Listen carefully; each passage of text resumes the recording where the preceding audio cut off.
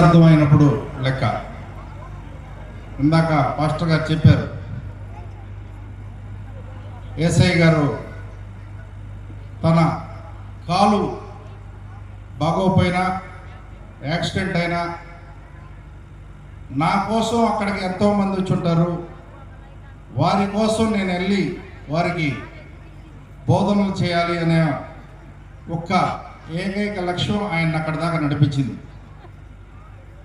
ఆయన బాధని దిగమింగుకోవడానికి ఆ లక్ష్యం ఆయన్ని అక్కడి వరకు నడిపించింది.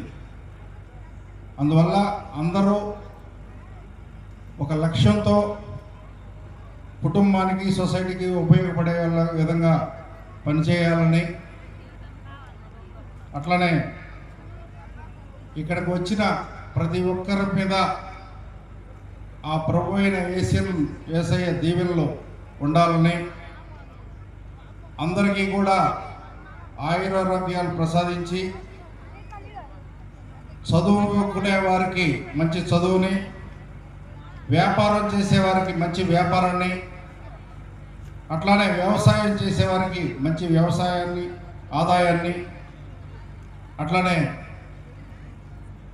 వయసు పెద్దవారికి మంచి ఆరోగ్యాన్ని ఇవ్వాలని కోరుకుంటూ ధన్యవాదాలు. Thank you very much.